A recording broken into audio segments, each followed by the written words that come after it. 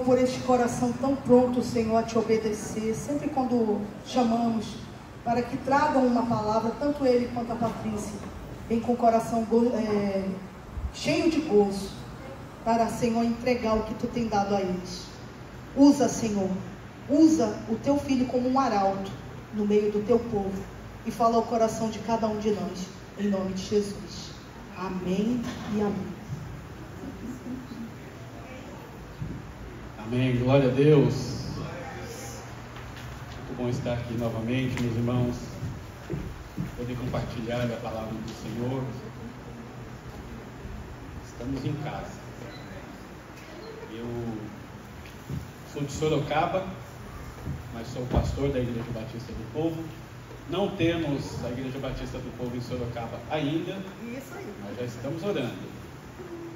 Já estamos joelho no chão, pedindo ao Senhor direcionamento. Creio que esse novo ano teremos novidades, em nome de Jesus.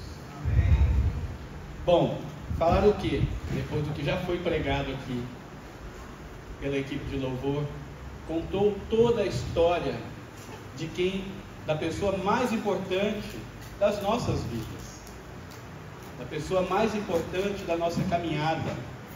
Foi para ele que entregamos a nossa vida. Amém. E, irmãos, nesse mês de dezembro é um mês muito especial. Glória a Deus. O mês de dezembro é um mês muito especial.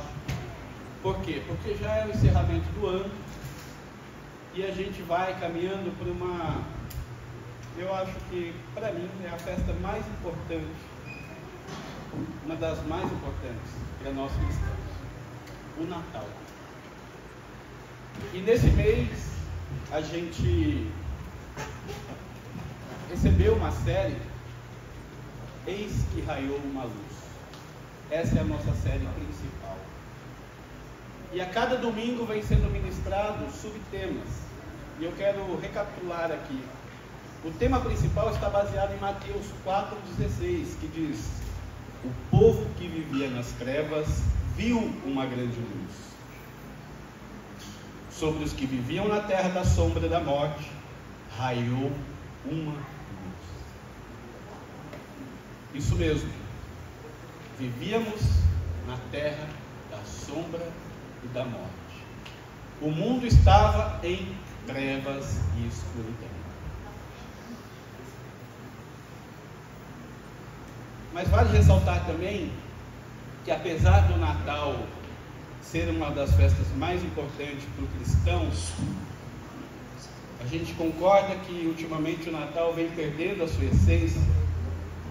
O Natal ele vem ali sendo meio que apagado. Hoje em dia é muito difícil você encontrar presépios. Vamos lá. Por quê? Isso aqui. Porque a ideia é sempre apagar a luz de Cristo. É para isso que o mundo se organiza, o mundo sem a luz. As trevas, elas se organizam para quê? Para sempre tentar apagar a luz. E essa essência, muitas vezes, ela vem sendo esquecida também nos nossos lares. Chega final do ano, Natal, a primeira coisa que vem na cabeça é presente, correria. Vamos para as lojas, vamos para 25, vamos correr para 25, vamos enfeitar a casa. E a gente vem perdendo ali um pouquinho da essência. Mas o que é realmente o Natal? O Natal, guarde bem essa palavra, é o cumprimento do plano redentor do Senhor. Cumprimento do plano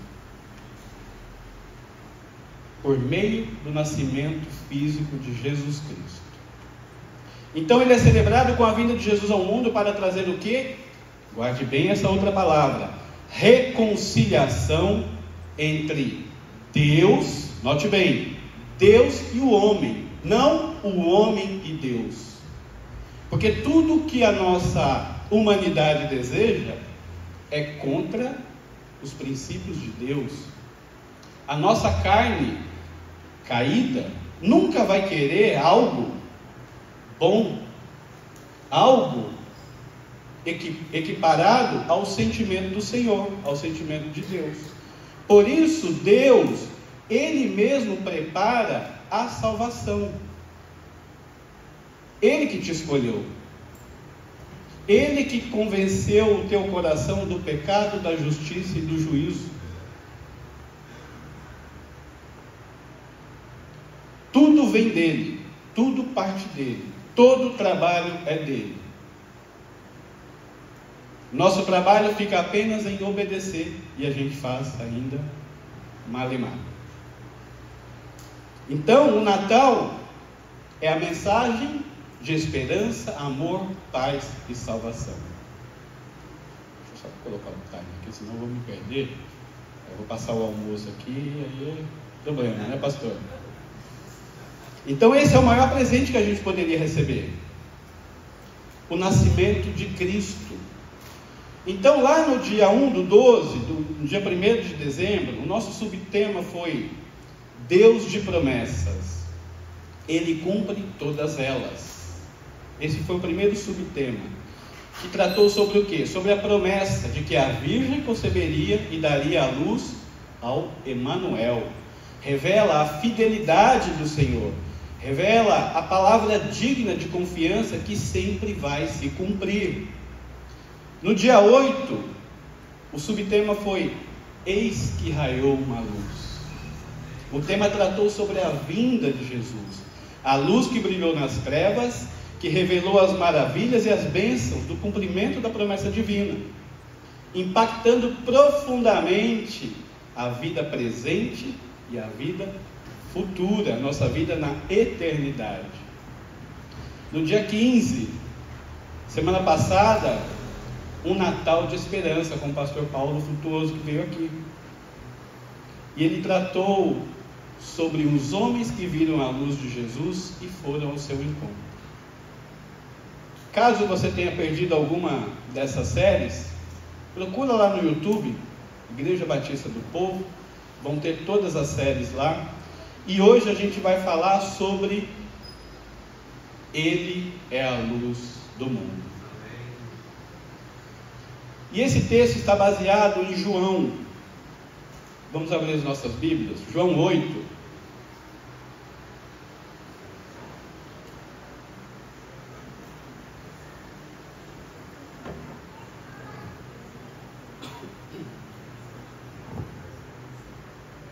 João 8, de 12 a 20. Deixa eu aumentar a letra aqui que está difícil. A versão que eu estou lendo aqui é a NVI, tá? João 8, 12. Falando novamente ao povo, Jesus disse: Eu sou a luz do mundo. Quem me segue nunca andará em trevas, mas terá a luz da vida. Os fariseus lhes disseram: Você está testemunhando a respeito de si próprio, o seu testemunho não é válido. Respondeu Jesus: Ainda que eu mesmo testemunhe em meu favor, o meu testemunho é válido, pois sei de onde vim e para onde vou. Mas vocês não sabem de onde vim, nem para onde vou. Vocês julgam por padrões humanos. Eu não julgo ninguém. Mesmo que eu julgue, as minhas decisões são verdadeiras, porque não estou sozinho. Eu estou com o Pai que me enviou. Na lei de vocês está escrito que o testemunho de 2 homens é válido. Eu testemunho acerca de mim mesmo, a minha outra testemunha é o Pai que me enviou. Então lhe perguntaram: Onde está o seu Pai? Respondeu Jesus: Vocês não conhecem nem a mim, nem a meu Pai. Se me conhecessem, também conheceriam a meu Pai. Ele proferiu essas palavras enquanto ensinava no templo, perto do lugar onde se colocavam as ofertas. No entanto, ninguém o prendeu, porque a sua hora ainda não havia chegado. Vamos orar? Senhor, em nome de Jesus, nós entregamos a Ti esse momento, Pai. O Senhor já estava presente desde o começo, antes mesmo de chegarmos aqui. pedimos, Senhor, que o Senhor continue conosco. Senhor, tem livre acesso, Senhor, às nossas vidas, ao nosso coração. Pai, em nome de Jesus, que essa palavra, Senhor, venha frutificar nos nossos corações. Em nome de Jesus.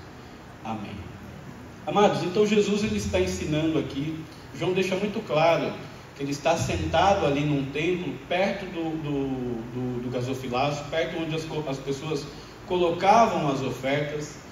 E era a festa de Sucote, a festa dos tabernáculos, né? Uma celebração judaica que ela incluía a cerimônia de luzes. Então eles acendiam os candelabros gigantes assim, para iluminar toda Jerusalém. O que isso significava? Significava que todas as vezes que eles olhavam para aqueles candelabros, eles se lembravam do deserto. Lembra quando o Senhor os guiava? De dia era a nuvem e de noite era a coluna de fogo, que dava a direção, que dava a segurança, que aquecia. E ali eles iam caminhando seguindo aquela coluna de fogo.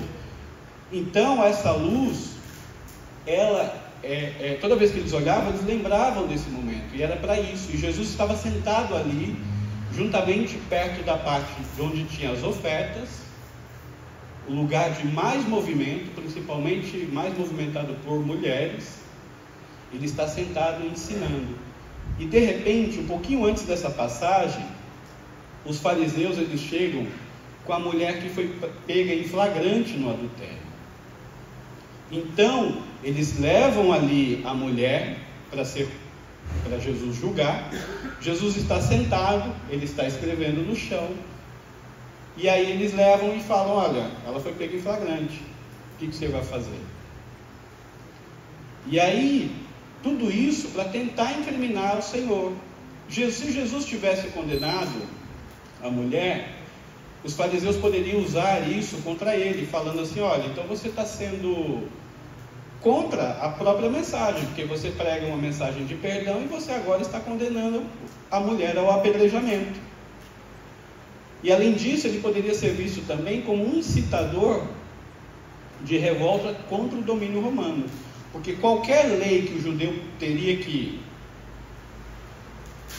aplicar, qualquer lei, eles tinham que pedir autorização ao imperador, ao império. Então eles não poderiam decidir nada, eles não poderiam aplicar nenhuma lei sem o consentimento do império romano. E ali também poderia fazer com que ele perdesse todo o apoio popular. Então essa era a intenção dele. E se Jesus tivesse absolvido a mulher, os fariseus podiam acusá-los de desrespeitar a lei de Moisés, porque a lei exigia o quê? A punição do adultério. Então eles usariam essas situações ali para causar ali um alvoroço, para que o nome de Jesus, para que a pessoa de Jesus ali fosse desmascarada. Mas o que Jesus fez? Jesus, ao invés de simplesmente absolver ou condenar a mulher, ele desafiou a hipocrisia dos acusadores, ao dizer: aquele que está entre vós sem pecado, seja o primeiro que atire a pedra. Então ele revela ali naquele momento que todos, sem exceção, são culpados diante de Deus. E que a justiça de Deus não é sobre condenação imediata, mas sobre arrependimento e transformação. Então, ao agir com sabedoria, ele fez com que os acusadores se retirassem, um a um, deixando Jesus sozinho com a mulher. Então o que ele faz? Ele a perdoa, mas a exorta: vá e não peques mais. Demonstrando ali que a graça divina, ela não vai ignorar o pecado, mas oferece a oportunidade de mudança para o perdão. É isso que a graça divina faz. Então, ao demonstrar a misericórdia ali, Jesus revela a sua identidade como a verdadeira luz do mundo. Porque quando ele fala para os homens: se você não tiver pecado, atire a primeira pedra, por que eles abaixaram a cabeça? Porque eles olharam para dentro de si. E todos eles falaram: todos nós somos devedores, igual a ela. Então ele começa essa passagem com uma declaração muito clara: eu sou a luz do mundo, quem me segue não andará em trevas, mas terá a luz da vida. O que significa isso? A luz de Cristo, ela é a revelação de Deus ao homem, a manifestação de sua verdade.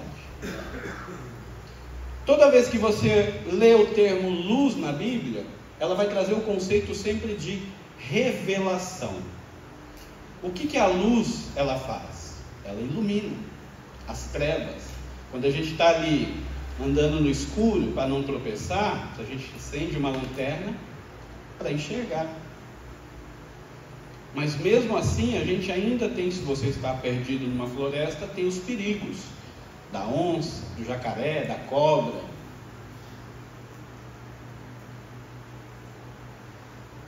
Mas se você está sendo iluminado pela luz de Cristo, essa luz, ela vai trazer o quê? Conforto, segurança, o calor, e ela vai te guiar pelo caminho. Essa é a luz de Cristo. Então, em um mundo que estava marcado pelas trevas, estava e continua, porque cada ano que passa parece que está pior. A palavra de Deus vai dizer assim: olha, a humanidade é ignorante, egoísta, avarenta, presunçosa, arrogante, blasfema, desobediente aos pais, ingratos, ímpios, sem amor pela família, irreconciliáveis, caluniadores, sem domínio próprio, cruéis, inimigos do bem, traidores, precipitados, soberbos, mais amantes dos prazeres do que amigos de Deus, tendo a aparência de piedade, pois ela é impiedosa. Quer mais? Isso tudo está dentro do nosso coração. Ah, pastor, mas muita coisa aí eu não tenho. Glórias a Deus, porque é a transformação de Cristo que está sobre a sua vida. E esse é o objetivo. A partir do momento que a gente aceita essa luz do mundo, que a gente permite que ela influencie o nosso coração, essas coisas vão sendo expulsas, vão saindo da gente. E é para isso que a luz serve, para trazer clareza e direção, não só para o externo, principalmente para o interno. Quando Jesus vem iluminar a sua vida, não é para você olhar para fora. Primeiramente, olhe para dentro. É o seu coração que precisa da luz. Não é o seu cônjuge, não é o seu filho, não é o seu pai ou sua mãe, não é o seu amigo, o seu chefe, o seu vizinho, o seu cachorro. É você que precisa da luz. Para quê? Para que você enxergue a si, dentro de você, e depois haja com sabedoria fora. O externo é consequência. João Calvino vai dizer: a luz de Cristo não é apenas uma luz que revela o caminho, mas uma luz que purifica a alma, iluminando o coração do homem que está em trevas espirituais. Nosso coração está em trevas espirituais. A luz de Cristo não apenas ilumina a mente, mas transforma o coração, trazendo a verdadeira vida. A luz de Cristo não é apenas a revelação dos fatos, mas uma mudança profunda na natureza humana, que é a revelação do que somos e do que podemos ser em Cristo. Trazendo à memória a Reforma Protestante, por exemplo, a gente viu que era um período negro ali da história da humanidade. Um período onde as pessoas não tinham acesso à verdade, não tinham acesso à luz. E o que o Senhor fez? Levanta um homem e ele começa a pregar a verdade. Teve um episódio em que perguntaram para Lutero: olha, o que você fez para causar tanta revolta, tanto alvoroço no mundo todo? Ele falou assim: eu não fiz nada, eu só preguei a verdade. Quem se encaminhou de iluminar a humanidade foi o próprio Espírito Santo de Deus. Ele é o mais interessado em iluminar as nossas vidas, iluminar o seu povo. Essa é a luz de Cristo. E a luz de Cristo, hoje, ela se faz presente em nossas vidas por meio do quê? Da palavra de Deus.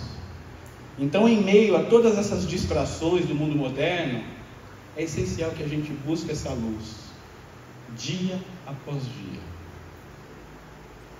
Não podemos perder a conexão. O mundo, a correria do dia a dia, o cansaço físico, mental, emocional, está aí. Ano após ano a gente chega, parece que está pior, né? A gente fica mais cansado. E não é só porque a idade vem avançando, é porque o peso está maior mesmo. Então a luz de Cristo, ela vai iluminar o nosso caminho, vai transformar a nossa vida e até mesmo a história da humanidade. Só que essa luz, ela também pode ser rejeitada.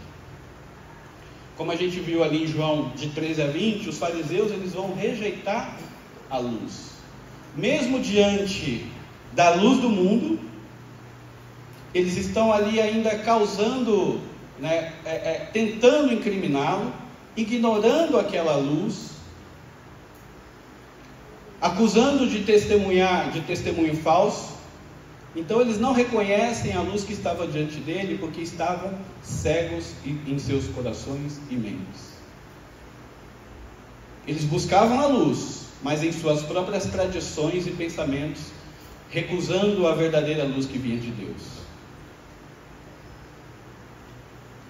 Jonathan Edwards, em um de seus sermões, ele vai destacar que a escuridão espiritual não é a ausência de luz, mas é uma resistência à luz. É o que a gente vê hoje em dia.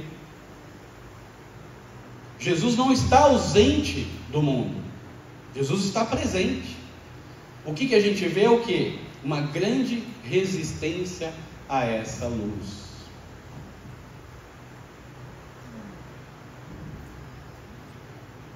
Então, a resistência à luz é o reflexo da natureza do coração humano diante do Evangelho. E a luz de Cristo, ela vai brilhar para todos, mas nem todos estão dispostos a receber essa luz. Muitas vezes, a gente também é confrontado com a luz, e a gente acaba meio que rejeitando. Eu quero a luz para iluminar aqui a minha vida financeira, quero a luz para iluminar meu casamento, a minha casa, o meu trabalho. Mas quando ela ilumina coisas que você precisa mudar para ser bem sucedido em todas essas áreas, é aí que o calo vai apertar. É aí que a gente começa a falar: será? Será que é assim mesmo? Então a gente precisa meditar em nossos corações. Estamos dispostos a pegar essa luz, permitir que ela transforme o meu ser, para que eu possa ir bem e dar testemunho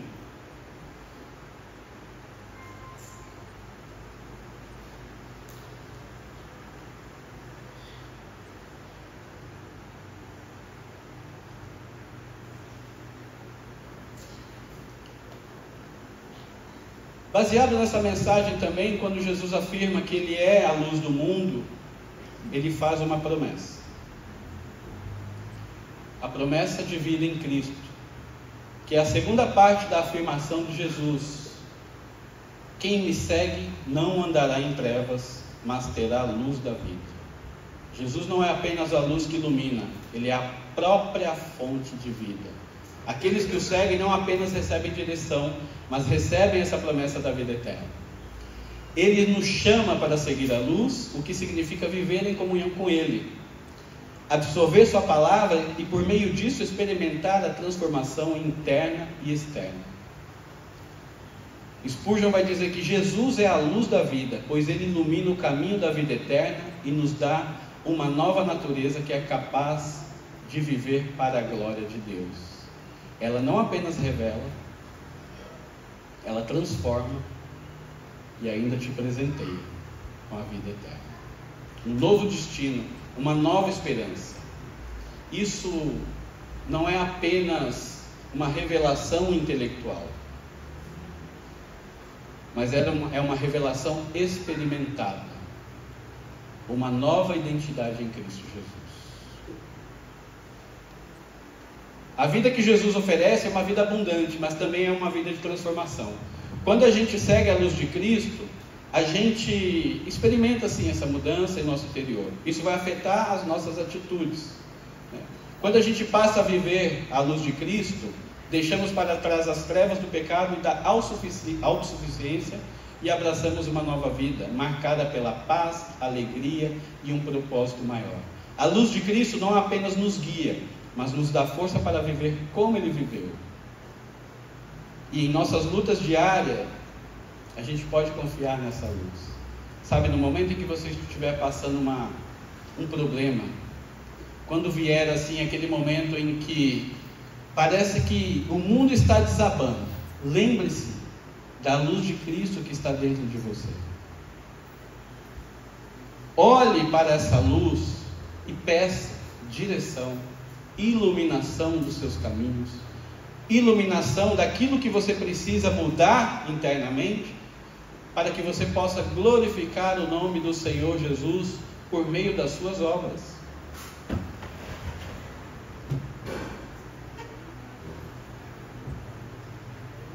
E a partir do momento que a gente se apropria dessa luz, que essa luz começa a nos transformar, que ela começa a nos abençoar, que a gente começa a viver ali uma vida de paz, de amor, de alegria. Essa luz, ela está iluminando ali o teu caminho, só que ela não é apenas para o seu caminho. Essa luz, ela abre, ela ilumina tudo ao que está ao teu redor, para que você enxergue quem principalmente? O teu vizinho, tua mãe, teu pai, teu marido, tua esposa. A luz não é para ficar apenas com você. A luz serve para quê? Ser repartida. Mateus 5 vai dizer: vocês são a luz do mundo. Não se pode esconder uma cidade construída sobre um monte. E também ninguém acende uma candeia e a coloca debaixo de uma vasilha. Ao contrário, coloca no lugar apropriado e assim ilumina todos que estão na casa. Assim brilha a luz de vocês diante dos homens, para que vejam as suas boas obras e glorifiquem ao Pai de vocês que está nos céus. Essa luz, ela precisa transformar a nossa vida de tal maneira que afete o nosso próximo, afete todos aqueles que entram em contato com a gente, porque isso, principalmente se ele for um incrédulo, se ele não for um cristão, ele vai olhar, por causa da sua boa ação, ele vai glorificar ao Senhor. E aí ele vai falar assim: por que ele é assim? O que ele tem que eu também quero? Ele desejará o Pai, ele desejará a luz, a fonte de inspiração que a gente tem. Não podemos segurar a luz apenas para a gente. Não podemos pegar esse farol e iluminar apenas os nossos caminhos, daquelas das pessoas que a gente gosta. Precisamos abrir mão da nossa luz e dividir com o outro. Somos chamados a ser reflexo da luz de Cristo. E isso não acontece apenas em momentos de grande visibilidade, mas nas pequenas. Sabe, no momento em que você está no trabalho e você vê um colega ali sozinho, triste? Permita que a sua luz brilhe sobre ele. Permita que a luz de Cristo brilhe sobre a sua vida e alcance aquela luz. Não precisa ninguém ficar sabendo, não precisa de holofotes.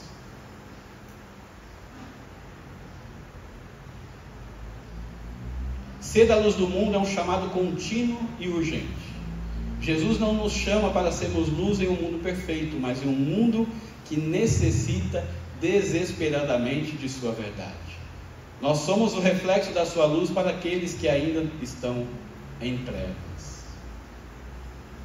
Ela nos revela, ela nos transforma, nos abençoa.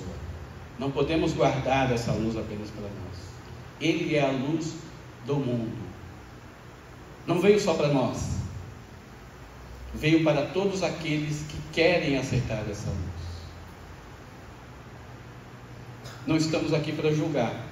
Ele mesmo disse: Jesus ainda não está aqui para julgar.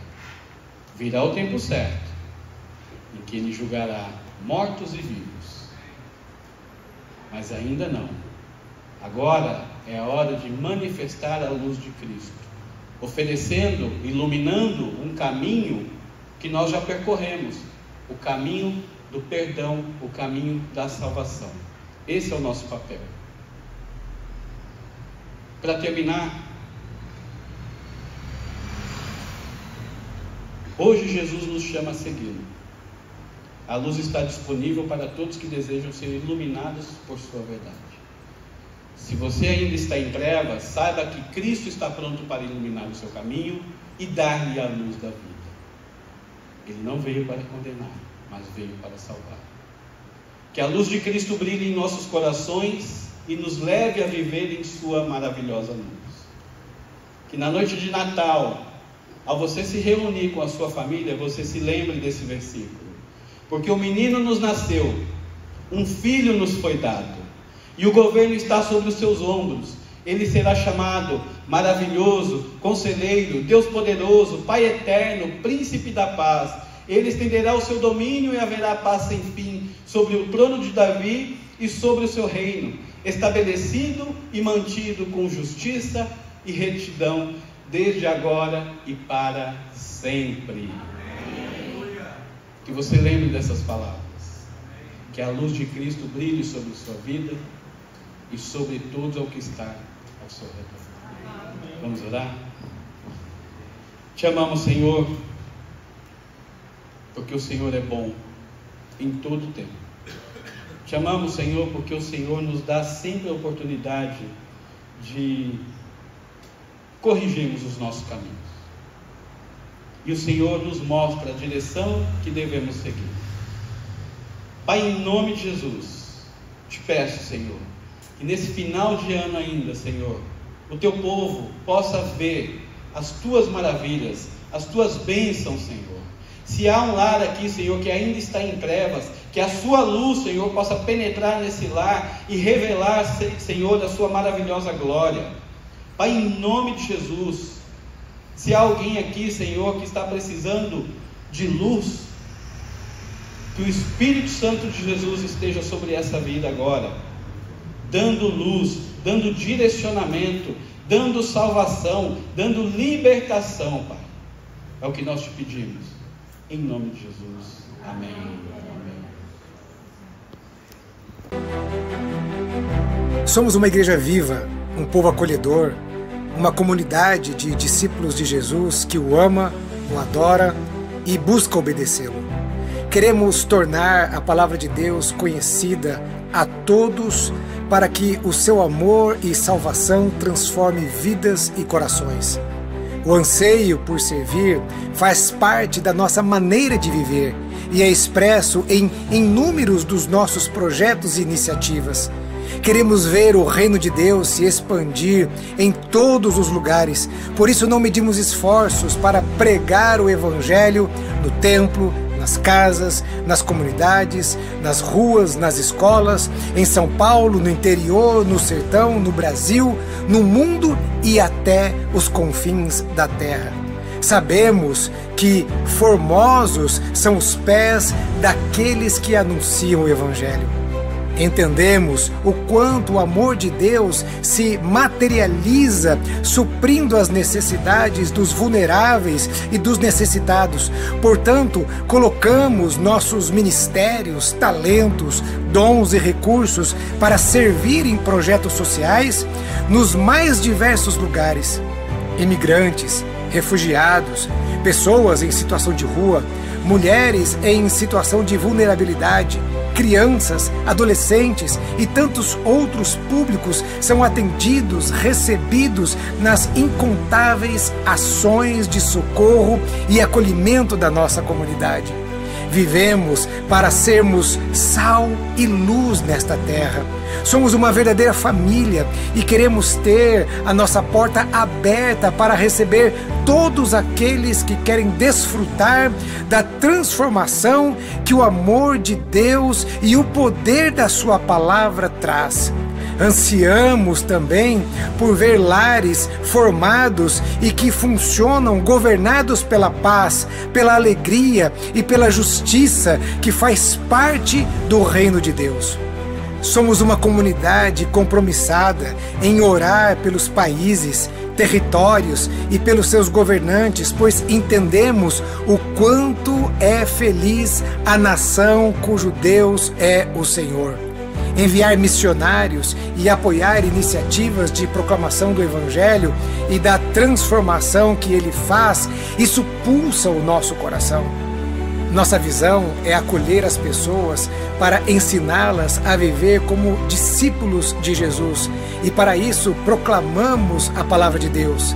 Ele, o Senhor, amou o mundo de tal maneira que enviou o seu único Filho para que todo aquele que nele crê não pereça, mas tenha a vida eterna.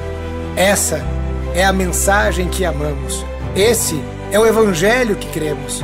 Essa é a verdadeira e única razão de sermos simplesmente igreja. Sejam bem-vindos à Igreja Batista do Povo.